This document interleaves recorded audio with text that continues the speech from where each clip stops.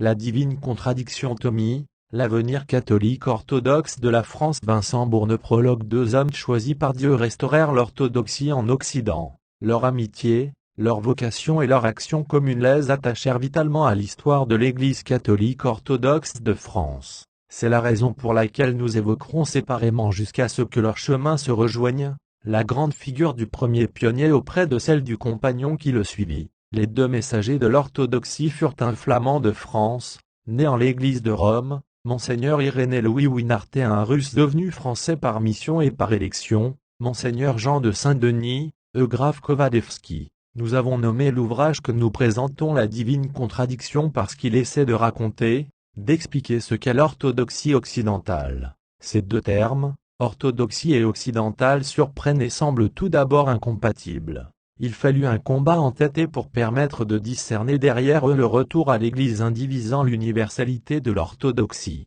La vie terrestre de l'homme est sillonnée par sa vie céleste, celle-ci soutient et illumine celle-là, mais la plupart ne la distinguent pas. Ils la sentent, sont enthousiasmés, ou brisés par elle lorsqu'ils ne peuvent la supporter. Monseigneur Jean de Saint-Denis vivait beaucoup plus sa vie céleste que sa vie terrestre.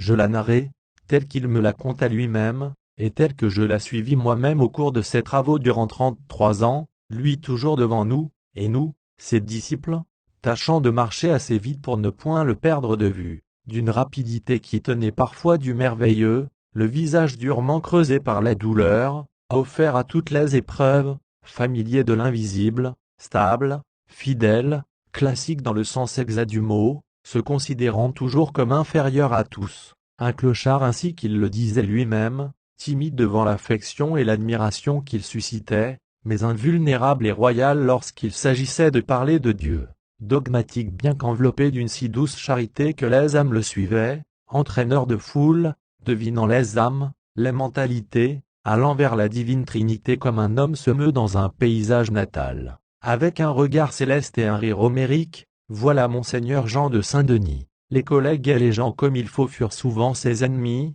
les chefs religieux le soutinrent chaque fois qu'ils le purent et les petits disaient avec émotion de lui, c'est notre ami. La longue et brève route qu'il parcourut exprimera mieux que toute parole ce que fut Monseigneur Jean de Saint-Denis, un des pères du XXe siècle. Abréviation.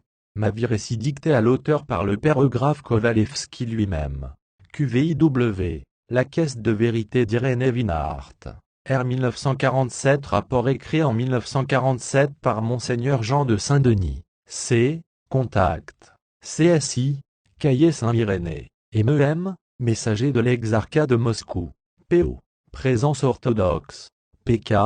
Pierre Kovalevski. Préface. Celui qui ouvrira ce livre et le lira doit savoir qu'il y trouvera le destin et la vie d'un homme amoureux de la divine Trinité. Cet amour lui fit accomplir une œuvre unique, révélée, pour la restaurer, l'Église indivise à l'Occident européen et à la France en particulier. L'écuménisme de ce temps a le même but mais il n'y parvient pas, car tantôt il se prive de l'éclairage trinitaire et tombe dans le compromis au nom de l'amour fraternel, tantôt il se tend dans la proclamation de la foi et, au nom de la doctrine, il oublie les conditionnements des hommes dans l'histoire contemporaine. Monseigneur Jean de Saint-Denis eut à un degré éminent le don et le courage de faire se rencontrer la grâce et la vérité dans sa vie et dans son œuvre ecclésiale. Son esprit, perpétuellement tourné vers la contemplation trinitaire, considérait avec bienveillance et discernement les détails des pensées et des actes humains, les siens, ceux des hommes en général, ceux de l'Église à laquelle il sacrifia ses forces physiques, psychiques et spirituelles. Lorsqu'il fut certain, après l'avoir repoussé, qu'il devait être le chef de la Renaissance orthodoxe de l'Occident chrétien, il adopta spontanément le comportement de l'économe infidèle, Luc 16, 1-8. L'économie de la maison de Dieu exige, à l'image de l'alliance de la grâce et de la vérité, d'unir la rigueur à la progression, l'idéal à la réalité, l'essentiel au détail, la lucidité à la confiance, le discernement à la miséricorde, et l'économe, utilisant ces instruments diversement contradictoires, construit alors l'Église. Monseigneur Jean rapporte d'ailleurs lui-même, le paradoxe de ma vie est que n'ayant jamais jugé personne, je me suis souvent trouvé sur le banc des accusés. Ainsi fus-je jugé solennellement par la confrérie de Saint-Photius dont j'étais un des fondateurs et à laquelle je fournis les bases théoriques de son labeur pour le rayonnement de l'orthodoxie universelle. Pendant la longue carrière de la confrérie, je fus le seul à être jugé. Quel est le motif qui provoqua ce jugement? Dès le début de son existence, 1925, la confrérie avait adopté une certaine réserve vis-à-vis du mouvement des étudiants chrétiens russes qui entretenaient des rapports avec l'YMCA, en raison de la position libérale prise soi-disant par ce mouvement à l'égard des dogmes orthodoxes. Le président de la confrérie, Alexis Stavrovski, étant absent, je le remplaçais. Au cours de cet intérim, j'invitai un représentant du dit mouvement afin d'entrer en rapport avec lui. Je désirais établir un échange de vues, sans céder en aucune manière sur notre doctrine ecclésiale. Cet acte fut jugé comme un acte d'indiscipline. Le jugement eut lieu selon la mise en scène des statuts de la confrérie. Placé devant 3 juges, j'écoutai l'acte d'accusation et procédai à ma défense qui demeura sans écho. On me pria alors de m'éloigner durant la discussion de mes confrères. Ne trouvant pas de solution, l'un d'eux, Nicolas Ignatieff, proposa de la demander à Dieu en ouvrant l'Évangile au hasard. L'Évangile s'ouvrit à la parabole de l'économe infidèle. Confondu, mes accusateurs me restaurèrent dans mes fonctions.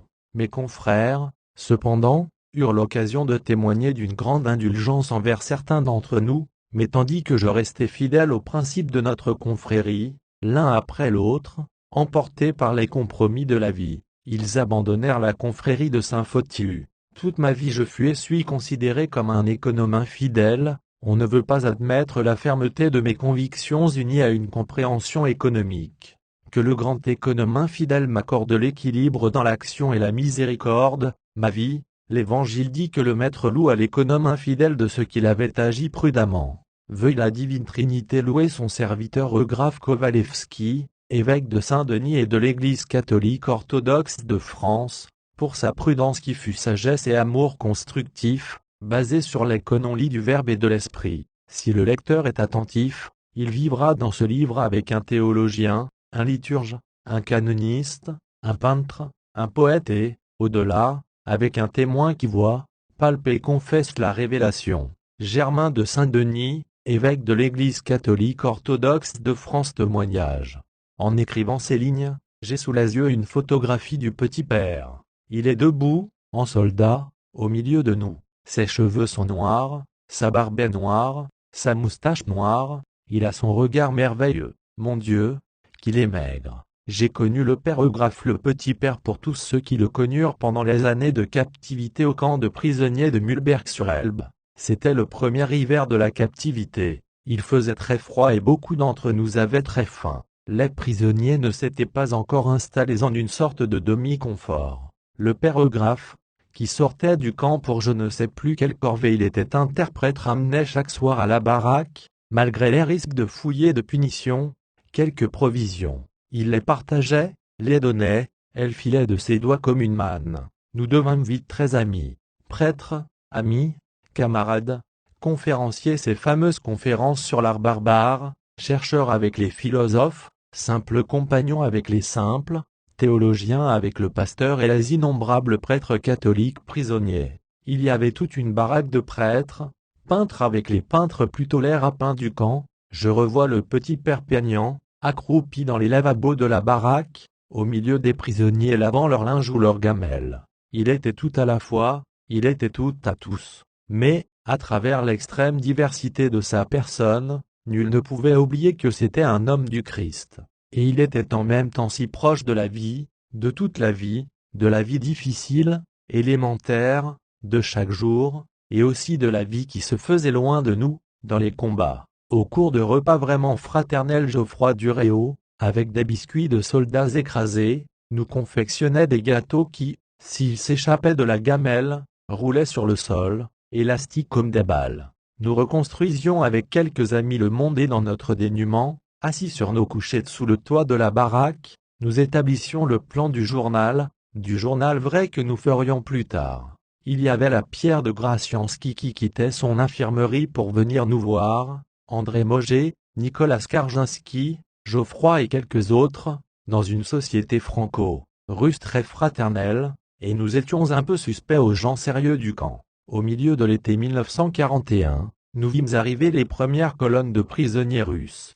Ils avaient parcouru à pied des centaines de kilomètres depuis leur capture en Pologne ou en Russie blanche et ils arrivaient dans un état de misère qui nous épouvantait. Épuisés par les longues marches et l'absence de nourriture, couverts de poux, ils transportaient avec eux la mort, le typhus. Dans les premières semaines ils restèrent avec nous. Tous ceux qui ont connu le petit père peuvent imaginer avec quelle avidité il s'était jeté sur eux, et nous derrière lui, quelle joie de rencontrer enfin de vrais Russes. Mais l'épidémie de typhus s'étendant, les autorités décidèrent d'isoler les Russes en construisant un autre camp à quelques mètres du nôtre.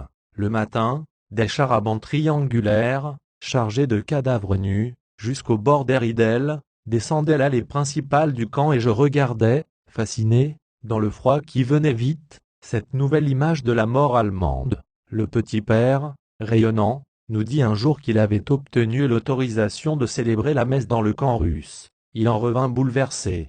Plus de 1000 prisonniers, pleurant de joie. Beaucoup n'avaient pas rencontré un prêtre depuis 10 ans, avaient assisté à sa messe, et pour la communion il n'avait pas eu assez de pain, ni de vin. Dès lors, le petit père, malgré le typhus qui frappait toujours dans le camp russe, n'eut plus qu'une pensée, vivre en prêtre parmi ses frères de naissance.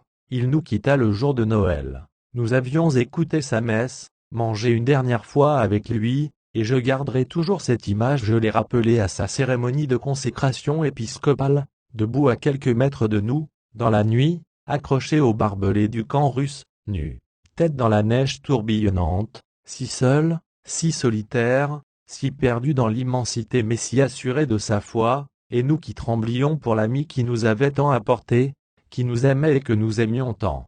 Pierre Andreu chapitre 1er. Les premières années, le Dieu qui a fait le monde, n'est pas non plus servi par des mains humaines, comme s'il avait besoin de quoi que ce soit, lui qui donne à tous la vie, la respiration, tous les biens. Car c'est en lui que nous avons la vie, le mouvement et l'être, ainsi que nous l'ont dit quelques-uns de vos poètes, nous sommes aussi de sa race, Actes 17, 24, 25, 28. En France nous avons écrit en détail la vie de Monseigneur Winart dans la caisse de vérité d'Irénée Winarté. En conséquence, nous y renverrons fréquemment le lecteur, ne gardant que les traits susceptibles de mieux éclairer le développement de l'orthodoxie en Occident. Rappelons simplement que Louis-Joseph Marie-Charles Winart naquit à Dunkerque, le vendredi 4 juin 1880, à minuit -5. C'était la fête du Sacré-Cœur. Cette fête est une parabole de retour à la tradition vivante, et c'est vers ce sœur divin d'où s'écoule la tradition toujours neuve et éternelle que tendra la vie de Louis Winart. Fils d'une famille d'officiers au long cours, il vécut tout proche du Larget. Dès l'âge de 4 ans, il avait décidé d'être prêtre. La chapelle Notre-Dame des Dunes, voisine du foyer natal, était pour ainsi dire une annexe de sa maison. L'enfant s'y rendait chaque jour en rentrant de promenade. Il y demeurait si longtemps que sa grand-mère devait lui dire « Petit Louis, rentrons, tu as assez prié ».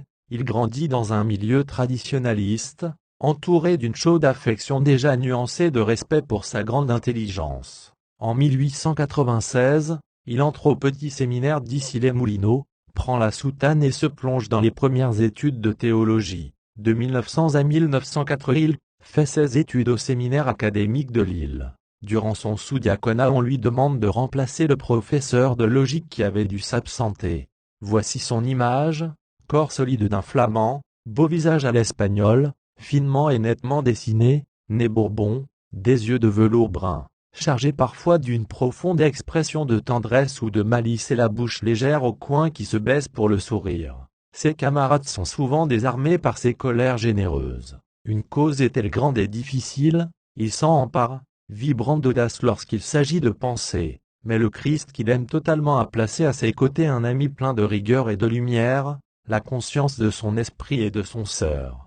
Il ne lui résista jamais, au risque de devoir lutter avec la détresse. Ordonné prêtre en l'église Saint-Maurice, à Lille, par Monseigneur Monnier, le 17 juin 1905, il chante sa première messe le lendemain, fête de Saint-Éphrem le Syrien. Après son ordination, il est chargé de la 4e latine au collège Saint-Joseph, tenu par les jésuites à Lille. Rapidement tombé en disgrâce pour ses idées avancées, il est envoyé comme vicaire dans une paroisse du Nord, à Aniche. Il côtoie l'existence difficile des ouvriers des filatures, lit les articles de Firmin, Les essais de philosophie religieuse du père Labertonnière essuient le développement de ce qui fut nommé à tort le modernisme, sans jamais en faire partie. Il se lie d'amitié avec l'abbé Lemire et commence à manifester son amour de la liturgie. Cependant qu'en 1905 il attend avec tremblement son ordination, à Saint-Pétersbourg, le dimanche 26 mars 1905, 8 avril selon le nouveau calendrier,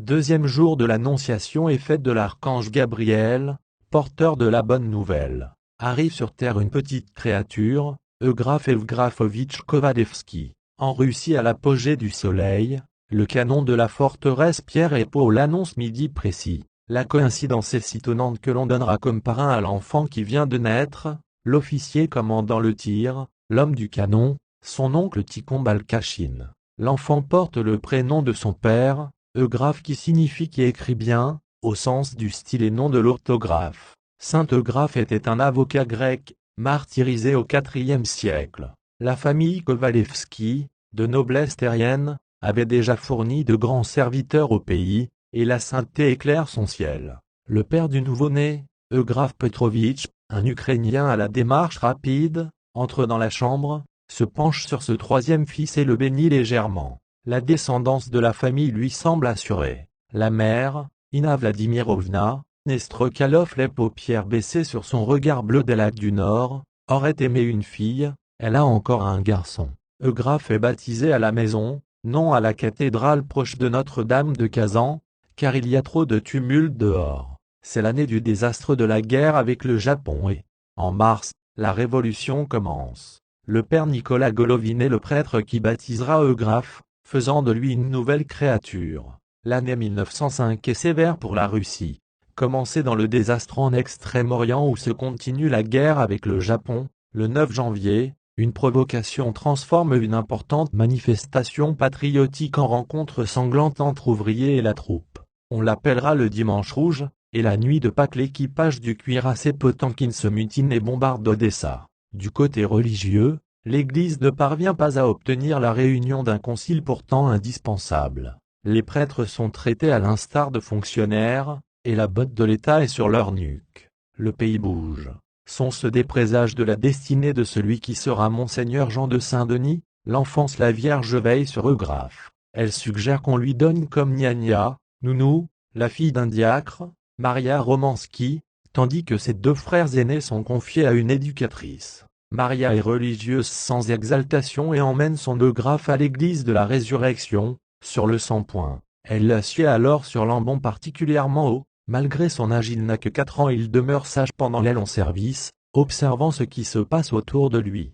Au début, le clergé proteste contre ce privilège, il veut que l'enfant aille rejoindre les autres enfants placés au premier rang de la nef, mais la fille du diacre s'obstine, cet enfant n'est pas comme les autres, il faut qu'il reste à part. Et le clergé cède. Gnagna et Eugraphe font donc leur vie propre. Les deux frères, Pierre et Maxime, accompagnent leurs parents dans une église mondaine non paroissiale, celle de l'administration des domaines impériaux. Eugraphe, lui, grâce à Maria, est en contact direct avec la foule des croyants, et les saints lui tiennent compagnie pendant que les chants, qu'il ne comprend pas encore, s'impriment en son esprit et dans son cœur. Et voici son récit, sa présence. Je devais avoir entre 4 et 5 ans. C'était une fête ou mon anniversaire, je ne me souviens plus. Mes frères étant malades, j'étais dans le lit de mes parents. Exceptionnellement, papa avait déposé près du lit les joujoux que l'on m'avait offerts dont un fumiste mécanique. Le soleil est dans la chambre.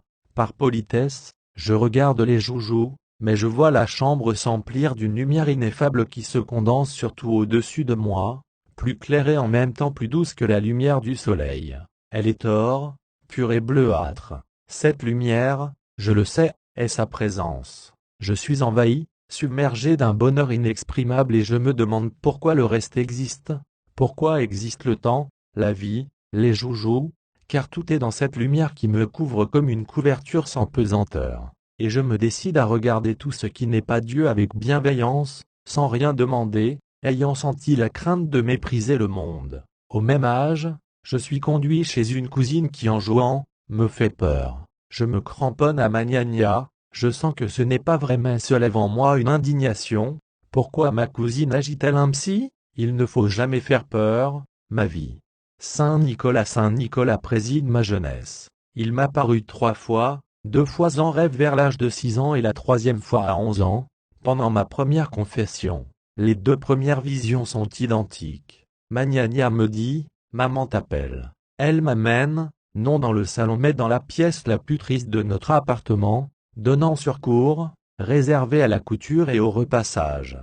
Maman est dans cette chambre. Elle n'est pas habillée comme une dame mais comme une couturière. Près d'elle se trouve Saint Nicolas, vêtu du costume authentique de son époque. Maman me dit, je t'ai appelé parce que Saint Nicolas veut te bénir. Saint Nicolas me bénit et je m'éveille. Après ces 2 rêves, je regrette qu'il n'y ait pas une 3e apparition. 2 me paraît un nombre inachevé. La 3e vision survint 5 ans plus tard. Je suis à l'église Notre-Dame de Kazan, dans une longue queue d'enfants attendant de se confesser. Notre confesseur était l'archiprêtre philosophe Ornatsky, premier martyr à Saint-Pétersbourg de la révolution bolchevique. Soudain l'église disparaît de devant mes yeux. Je vois un ciel immense avec une échelle qui va de la terre vers les hauteurs. Dans le ciel dont je ne me souviens plus de la couleur, j'aperçois des groupes de saints debout sur les nuages, tout vêtus de blanc. Ces groupes de saints sont formés de catégories: les évêques, les martyrs avec leurs palmes, les saintes femmes, etc. Je me souviens d'avoir vu dans un groupe parmi les têtes blanches, quelques têtes de noir. Je commence à gravir l'échelle sans grande difficulté puis, à un moment donné, les échelons sont de plus en plus espacés. Je fais un dernier effort mais je n'arrive plus à monter. Je jette mon regard en haut et j'aperçois que tout à fait au sommet de l'échelle les portes du paradis sont ouvertes.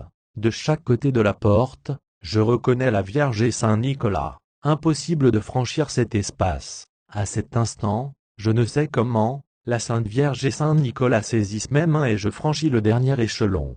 Quelqu'un me frappe sur l'épaule et me dit, « Garçon, c'est votre tour pour la confession ». Comme je retrouvais Saint Nicolas dans toutes les églises où me conduisait ma gnagna, je pris l'habitude de la concentration. Je fixai mon regard sur lui et cela m'accoutuma à m'intérioriser. Ma vie, mes 2 premières hontes que je n'oubliais jamais furent les suivantes. Vers 6 ou 7 ans, je suis à la campagne. Ma gnagna me lave dans une petite baignoire de fer. Les gosses du village sont autour de moi et me regardent. Je leur jette de l'eau à la figure. Ma gnagna me le reprochait. Tout à coup j'ai honte, non d'avoir jeté de l'eau mais d'avoir profité de ma situation privilégiée. Ma 2e honte, j'ai profité. J'entre dans la salle à manger avec ma bonne. Mes 2 frères mangent une crêpe à la confiture. Gnagna, indigné que je n'ai rien, réclame à chacun de mes frères la moitié de leur crêpe. Ainsi ai-je une crêpe entière. J'ai honte. Je les ai trompés, ma vie. La Grande Guerre en 1914, l'Allemagne déclare la guerre à la Russie. Personne ne soupçonne la catastrophe qui approche, et la vie continue. Cependant Monseigneur Jean nous raconte qu'étant à la campagne il entendit les paysans dire, « Une étoile rouge jette dans le ciel, c'est l'annonce d'une guerre sanglante pour la Russie. » Je la vis, elle était comme un rubis. Ma mère, je m'en souviens, fut bouleversée, ma vie. Mais la vie coutumière n'a pas changé.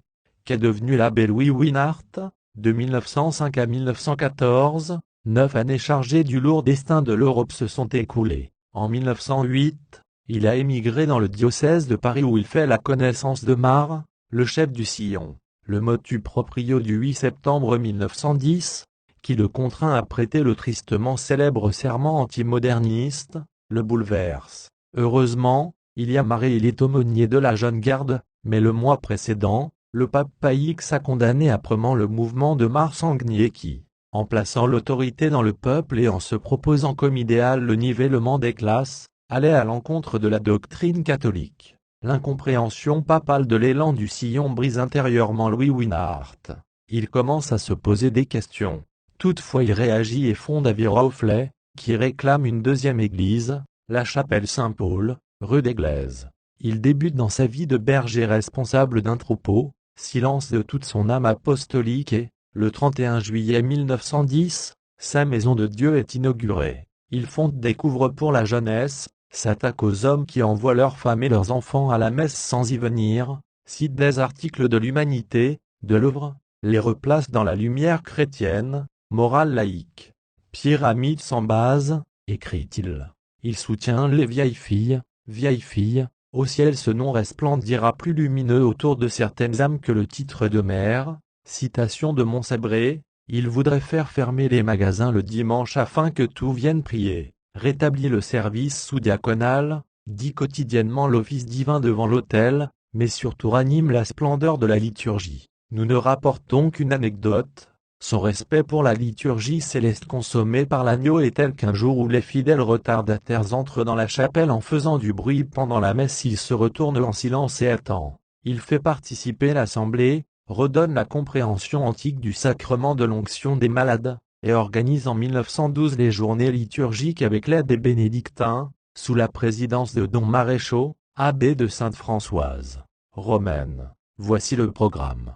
7h messe basse. 9h30 tierce, grand-messe pontificale, sexte.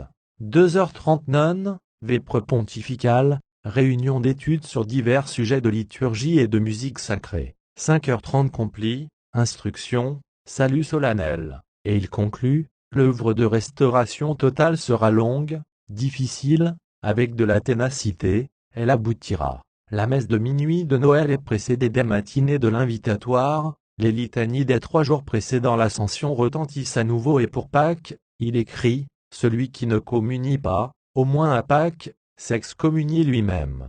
L'évêque de Versailles, Monseigneur Gibier, le soutient, le pape le bénit, et le 27 décembre 1914, il est nommé officiellement curé de Saint-Paul de Viroflay. La guerre a éclaté. Il n'a pu partir parce que déjà gravement malade. Le jour de la mobilisation générale, M. Montreuil, une paroissienne amie, passant par le presbytère entre pour le saluer. Elle voit monsieur le curé assis à son bureau. Le journal est ouvert, il pleure, la tête entre ses mains. Monsieur le curé, qu'y a-t-il? Ce n'est pas possible, ce n'est pas possible, ils n'ont pas fait cela.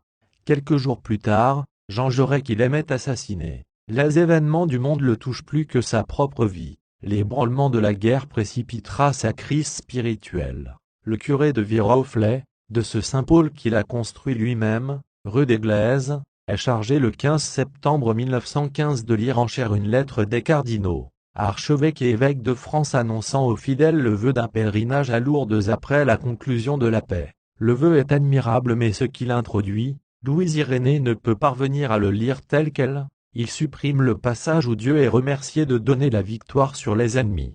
Il ne parvient pas à engager son Seigneur dans la dispute des hommes, ni à lui demander la victoire sur des ennemis mais, au contraire, à la prière fervente pour les siens et la France car c'est un patriote. Il ajoute toujours une prière pour ceux qu'on nomme les adversaires, tout en défendant auprès de la volonté divine la liberté de la volonté humaine, la synergie, QVLW, page 56 SQ. Revenons en Russie. Une grande lassitude se manifeste.